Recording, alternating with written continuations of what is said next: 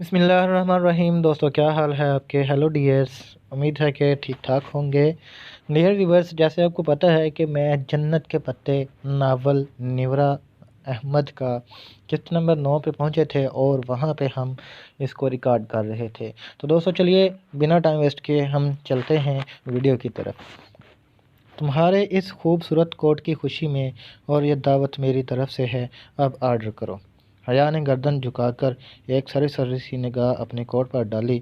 مگر دعوت تمہاری طرف سے ہے تو آرڈر تمہیں ہی کرنا چاہیے۔ اس نے جہاں کی بات نظر انداز کر دی کہ شاید مذاق کر رہا ہے۔ ٹھیک ہے۔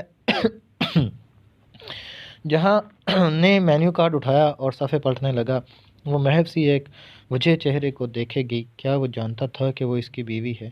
اتنی بڑی بات وہ نہ جانتا ہو، کیا یہ ممکن تھا؟ اس روز تم نے بہت غلط بات کی تھی، جہاں مجھے تم پہ بہت غصہ آیا تھا۔ جب وہ آرڈر کر چکا تھا، وہ یوں ہی بند مٹھی توڑی تلے ٹکائے اسے تکتے ہوئے بولی۔ میں نے کیا کیا تھا؟ وہ حیران ہوا۔ پتہ نہیں کس نے میرے نام پھول بھیجے اور تم نے کہا کہ میرا ویلنٹائن۔ میں ایسی لڑکی نہیں ہوں جہاں، نہ ہی میں جانتی ہوں کہ وہ پھول کس نے بھیجے تھے۔ اوکے، جہاں نے سمجھنے والے انداز میں اس بات میں سر کو جنبش دی، مگر وہ جانتی تھی کہ اسے یقین نہیں آیا۔ ریسٹورنٹ میں گہما گہمی تھی۔ ارد گرد ویٹرز میزوں کے درمیان راستہ بناتے ٹرے اٹھائے تیزی سے پھر رہے تھے۔ پس منظر میں بجتی موسیقی کے سر بدل گئے۔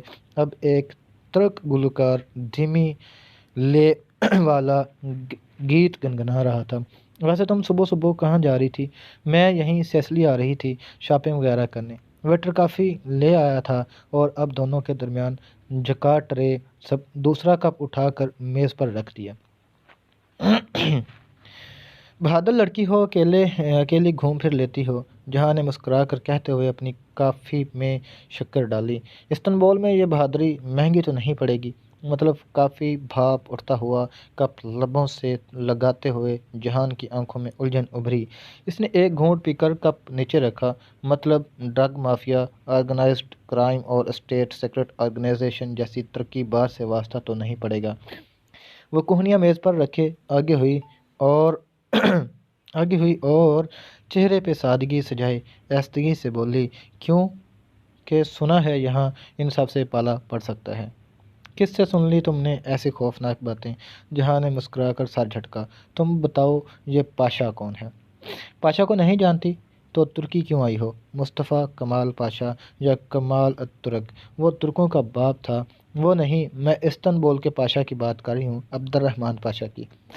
کافی کا کپ لبوں تک لے جاتے ہوئے جہاں نے رک کر ناسمجھی سے دیکھا۔ کون؟ کافی سے اڑتی بھاپ لمحے بھر کے لیے اس کے چہرے کو ڈھانپ گئی۔ ایک بھارتی اسمگلر جو یورپ سے ایشیا اسلحہ اسمگل کرتا ہے۔ کم آن! اس نے کپ رکھ کر سنجیدگی سے حیا کو دیکھا۔ استنبول میں ایسا کوئی مافیا راج نہیں ہے۔ یہ کس نے تمہیں کہانیاں سنا دی ہیں؟ یوں ہی مشہور ہونے کے لیے کسی نے اپنے بارے میں افواہ اڑائی ہوگی۔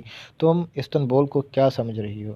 حالے کی طرح وہ ایک خالص ترک تھا، اپنے استنبول کے دفاع کے لیے جی جان سے تیار۔ ویٹر جہاں کے اشارے پر بل لے کے آیا تھا اور جہاں اپنے بٹوے سے کارڈ نکال کر اس کی فائل میں رکھ رہا تھا۔ رائی ہوتی ہے تو پہاڑ بنتا ہے نا حیا، یہ پاکستان نہیں ہے، جہاں نے ذرا تفاخر سے جتا کر کہا تو اس کے لب بھیج گئے۔ کارڈ رکھ کر جہاں نے فائل بند کر کے ایک طرف رکھی۔ پاکستان میں بھی یہ سب نہیں ہوتا، اور بل میں دوں گی۔ حیا نے تیزی سے فائل اٹھائی اور کھولی، جیسے میں جانتا ہی نہیں۔ جہاں کی اگلی بات لبوں میں ہی رہ گئی۔